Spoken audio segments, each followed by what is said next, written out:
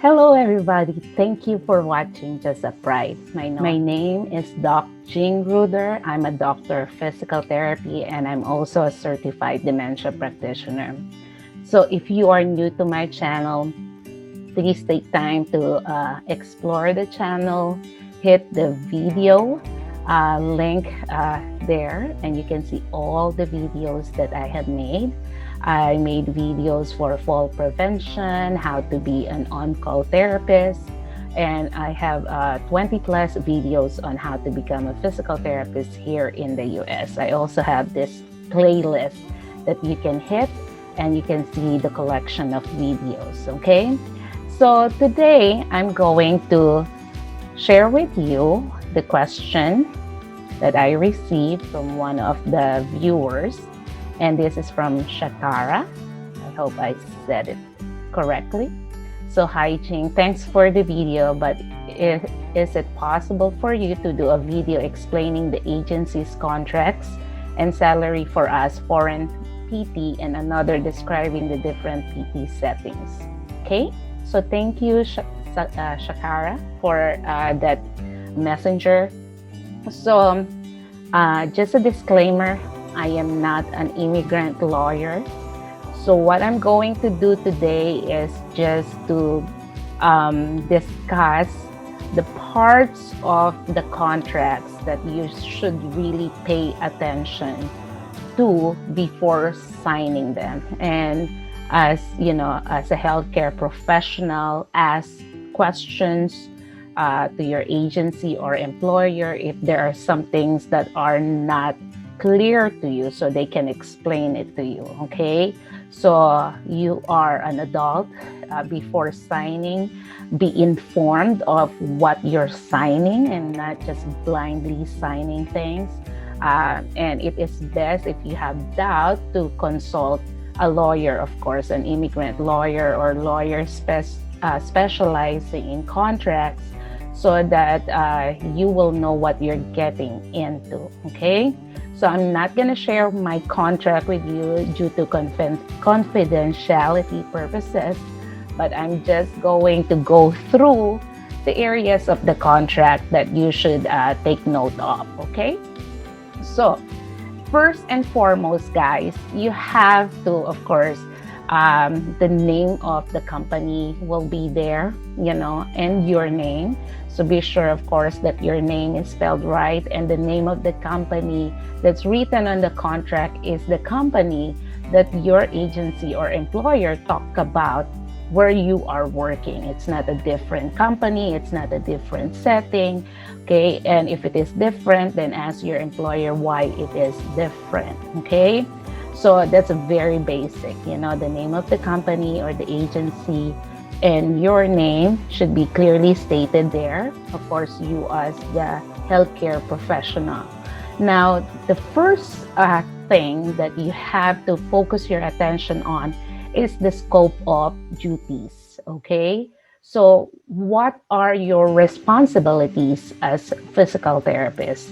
So they will specify there, of course, that you should follow the rules of the agency and the company where you will be assigned, doing the evaluation, doing the paperwork, progress notes, etc. So they will clearly specify your duties as a physical therapist. Okay, so another part of the scope of duties that you want to be clear is, are you working as a full-time therapist in a specific location, or are you going to be a traveling therapist? So if you're going to be a traveling therapist, how many weeks will you be assigned in one facility? Okay, and what are the terms of renewing your contract in that specific facility? Okay, so for example, like me, I was originally a traveling therapist. It's a 13-week assignment, but I was so blessed that the company that I worked for kept on renewing my contract every 13 weeks. So I really did not travel. Okay, so after 2 years, they reassigned me to a different building, but the same company. And I kept, my contract with my agency until it is done. And I was under the same company. Okay. I really did not travel. And I was in the point of my life that I really don't want to travel because I was older than most people who start as a physical therapist here in the US. And I was at the point that I really want to settle down. I was not a traveling spirit by that time. So it worked out well for me. But for some, it's really a 13-week assignment. Then your agency, especially if you're working under agency, they're going to reassign you someplace else. Okay. And so you have to be clear about that. Are you a full-time employee or are you a traveling therapist? Okay. Another very important part of the contract is the duration of the contract. So in my contract, they specified the total number of hours that I need to complete the contract. Okay. So they should specify there how many hours from the start of your working as a physical therapist to the end of the contract. So it will be clear to you, the entire duration that you would be spending with the agency. Okay? So the duration of the contract. The next one is compensation, of course. Okay? So the contract must clearly specify how much are you going to get. Okay? Is it usually it is per hour. What is your rate per hour? What is your initial rate? And is there any future raise of that rate? And what are the conditions for that future raise, okay, of your per hour rate? And I just reviewed my contract and it was like way lower than what's the current rate right now. Okay, so termination clauses. Most of the contracts, if not all, have termination clauses, which means what are the grounds for you to be terminated. So these are the things that you should not do as a physical therapist so that you will not be terminated by the agency or the company or the company that you are assigned to. So, the proper conduct and etiquette and professionalism all included there. Okay. Also, the other part of the contract is like exclusivity clause, meaning while you are under the agency, while you are in contract with the agency or employer, you cannot work for other employer, even like an on-call therapist or a side job, a part-time job. Okay, you will fully dedicate your working time to the one who sponsored you to be here in the US. So that is like the exclusivity clause. Okay. The next one is reimbursements. So it depends on what agency or employer. Some of them reimburses their applicants, okay? And it should be in the contract. So if they're gonna reimburse you, what are the items that they're going to reimburse? What is the condition for reimbursement? And when are they going to reimburse you? Those are important things to take note of, okay? Are they going to reimburse your credentialing, your FCCPT, or if you use CGFNS? Are they going to reimburse your TOEFL, your NPTE, your consulate interview fees, your in the Philippines, we have POEA, Philippine Overseas Employment Agency fees.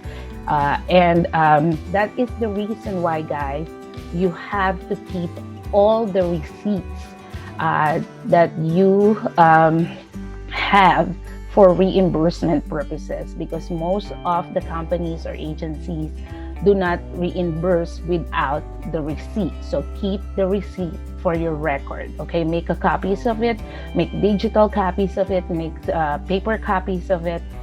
Be sure that you have it on hand so that if your agency or employer will reimburse, and not all of them do, okay, just in case they will, you have the receipt with you. Okay.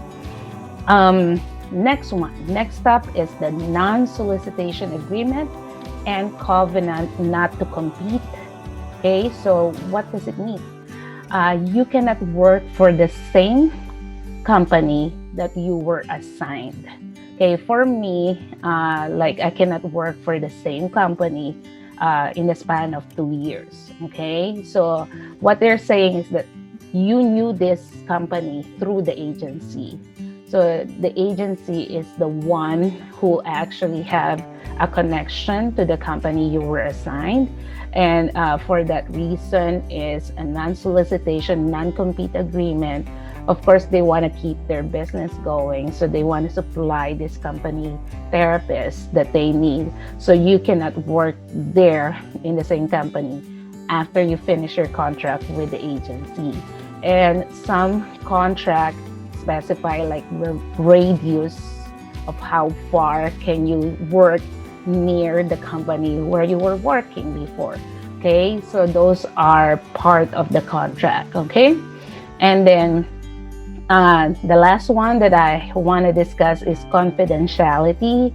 And usually it says there you should not discuss your compensation package with other employees because it will ruin the morale of the other employees and things like that. So you cannot like in the Philippines, so how much are you earning? You know, how much are you making? And it's just like a casual conversation. Here in the US, it's not, it is actually not like proper for you to really ask someone how much they're earning. It's like a confidential information that not all people are willing to discuss, or you should not be discussed casually. You know, it's not a necessary thing to divulge to anyone how much you are making. Okay, so just remember that each employer, each agency have unique policies and procedures. They have unique content in their contract. So not everything is the same, but you should remember that everything should be legal, of course. Okay, so if you watch my other videos, like if you were petitioned as a foreign therapist, there's part of the Department of Labor code that your compensation will be, comparable to the therapists here in the US. Okay, so they have to abide by the legalities of being employed here in the US. They sponsor you. You should have a job when they hire you. Okay, there is what we call benching, and that is, I have heard other therapists, unfortunately, who came here to the US, their agency was not able to give them a job, and they're just being given like, it was a ridiculous amount, like $100 per month, I think, or yeah, I'm not sure, but I don't remember the details. But that is like, so if you happen to be in that area, or in that place that you're here but you don't have any job, it is important to seek legal advice from immigration lawyer on what to do. Okay, because it is not your fault that you don't have a job. You're willing to work, but they don't give you a job. So, and you cannot support yourself with like $100 or $0 per month. Okay, you have a rent to pay, you have a car to pay, you have utilities and whatnot. Not to mention that you're going to support your families in your country, especially in the Philippines. Okay, so those are some of the important information of the employment contract.